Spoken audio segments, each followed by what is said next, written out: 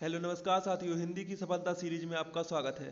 जैसा कि आपको पता है कि हिंदी की सफलता सीरीज के अंतर्गत हम लोग एसएससी जीडी की प्रीवियस ईयर प्रश्नों को देख रहे हैं। तो आज की क्लास का पहला प्रश्न है, निम्न में से किस शब्द में वर्तनी की अशुद्धि अशुद्ध है। तो देखिए यहाँ पर व्यवहारिक ठीक लिखा है, दृष्टि भी ठीक लिखा है, आकृष्टि भी ठीक लिखा है। इसमें क्या गलत लिखा है? षोडशी। तो ऑप्शन नंबर 1 आपका क्या हो जाएगा? राइट आंसर हो जाएगा। दूसरा प्रश्न आपसे पूछा गया था, जिस पर किसी का नियंत्रण ना हो इस वाक्यांश के लिए एक सार्थक शब्द है। पहला ऑप्शन है निष्प्रय, दूसरा ऑप्शन है निरंकुश, तीसरा ऑप्शन है निरामिष, चौथा ऑप्शन है नियंत्रित। तो इसका राइट आंसर हो जाएगा ऑप्शन नंबर दूसरा, निरंकुश। जिस पर किसी का नियंत्रण ना हो उसे हम क्या बोलते हैं? निरंकुश बोलते हैं। दूसरा वाला आंसर आपका क्या हो जाएगा? राइट आंसर हो जाएगा। तीसरा प्रश्न है, वाक्य में रेखांकित शब्द को दिए गए शब्दों में से उचित शब्द से बदलें। विषयों में अनुराग होने से सर्वनाश होता है। पहला ऑप्शन है प्रेम, दूसरा मैत्री, आसक्ति, स्नेह। तो इसका राइट आंसर हो जाएगा ऑप्शन नंबर तीसरा, आसक्ति। विषयों में अनुराग होने से सर्वनाश होता है, उसे हम क्या बोलते हैं? उचित शब्द से। किसको बदलना था? देखिए यहां पर बदलना था आपको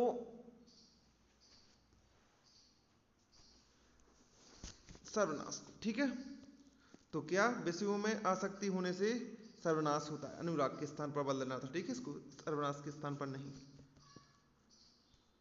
चौथा वाला प्रश्न था, जो देने योग्य हो दिए गए वाक्यांश के लिए एक शब्द होगा।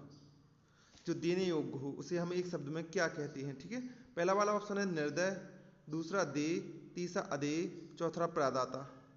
तो देखिए इसका राइट आंसर हो जाएगा, जो देने योग्य हो उसे हम क्या बोलते हैं? दे बोलते हैं। ऑप्शन नंबर दूसरा आपका राइट आंसर हो जाएगा। पांचवा प्रश्न है, घर बसाना मुहावरे का उचित अर्थ है।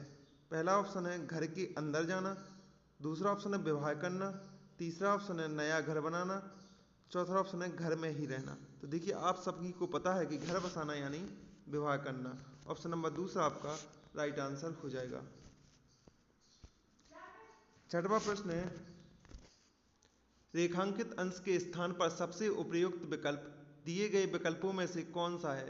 तलवार एक उपयोगी अस्त्र है। तो आपको बताना है अस्त्र के स्थान पर क्या आएगा। तो देखिए पहला वाला ऑप्शन है शस्त्र, दूसरा निरस्त्र, तीसरा वस्त्र, चौथा द्रव्य। तो देखिए तलवार एक उपयोगी शस्त्र है, तो क्या आना चाहिए था? शस्त्र। पहला वाला ऑप्शन क्या हो जाएगा आपका? राइट आंसर हो जाएगा। सातवां वाला प्रश्न है, नुक्ताबीनी करना रेखांकित शब्द के स्थान पर मुहावरा होगा। पहला ऑप्शन है ऋणी, चीनी, पीनी, मीनी। तो देखिए नुक्ता चीनी करना इसका राइट आंसर होगा। तो क्या आएगा? चीनी। ऑप्शन नंबर दूसरा आपका राइट आंसर हो जाएगा, क्योंकि हमें यहां पर बीनी के स्थान पर चेंज करना था। ठीक है, आठवां वाला प्रश्न है, जातीय शब्द का विलोम क्या होगा? पहला है प्रजातीय, अनजातीय, विजातीय, कुजातीय। तो देखिए जातीय का विलोम बताना है आपको, क्या हो जाएगा बताइए? तो जातीय का विलोम होता है विजातीय। ऑप्शन नंबर तीसरा आपका राइट आंसर हो जाएगा।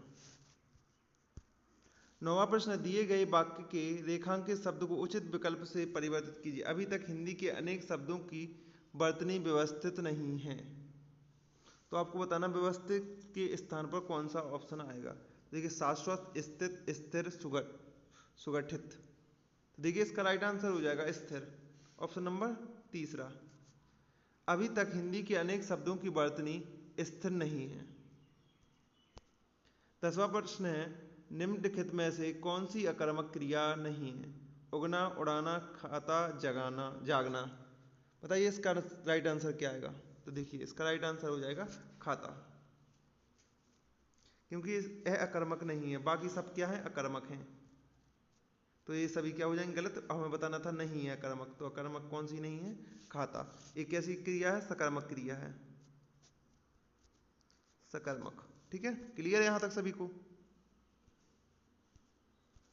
11वां वाला प्रश्न है, निम्नलिखित विकल्पों में से कौन से वाक्य में संख्यावाचक विशेषण का प्रयोग नहीं किया गया है? तो हमें बताना है कौन से वाक्य में संख्यावाचक का प्रयोग नहीं किया गया है। देखिए यहाँ पर 10 गुना संख्या का प्रयोग किया गया है, पांचवें दिन संख्या का प्रयोग किया गया है, हर दूसरा संख्या का प्रयोग किया गया है। लेकिन देखिए यहाँ पर तीसरे वाले ऑप्शन में संख्या का प्रयोग नहीं किया गया है, वहीदा बड़ी शैतान लड़की है। देखिए तो अपना राइट आंसर क्या हो जाएगा, ऑप्शन नंबर तीसरा, क्योंकि यहाँ बताना था कि संख्यावाचक का प्रयोग किस में नहीं किया गया है, तो किस में नहीं किया गया है, तीसरे वाले ऑप्शन में, वहीदा बड़ी शैतान लड़की है। ठीक है, क्लियर है यहाँ तक सभी को। 12वां प्रश्न है, निम्न समानार्थी शब्दों में से उचित शब्द का प्रयोग करके दिए गए वाक्य के रिक्त स्थान की पूर्ति करें। कैदियों ने अपनी मांगें पूरी ना होने पर जेल में करने की धमकी दी है। पहला वाला ऑप्शन है फाका, व्रत, अनशन, उपवास। तो क्या करने की धमकी दी है उन्होंने, अनशन करने की धमकी दी है।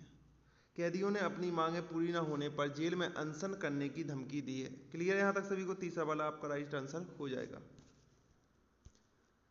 13वां प्रश्न है, निम्नलिखित में से शुद्ध वाक्य है। गोपियां कृष्ण की रोह में आंखें बिछाए बैठी थीं। दूसरा वाला, गोपियों कृष्ण की राह में आंखें बिछाए बैठी थीं। गोपियां कृष्ण की राह में आंखें बिठाकर बैठी थीं। गोपियां कृष्ण की राह में आंखें बिछाए बैठी थी। देखिए यहाँ पर इसका राइट आंसर क्या होगा, देखिए तो देखिए यहाँ पर रोह नहीं होता, क्या होता है, राह होता है। यहाँ पर कृष्ण होता है, कृष्ण नहीं होता है। यहाँ पर देखिए बिठा कर नहीं, बैठकर बिछाए। तो देखिए गोपियां कृष्ण की राह में आंखें बिछाए बैठी थी। तो चौथा वाला आंसर क्या हो जाएगा, आपका राइट आंसर हो जाएगा। 14वां प्रश्न है, सिंह को देखकर मोनू के होश उड़ गए। रेखांकित शब्द के उचित पर्यायवाची शब्द का चयन कीजिए।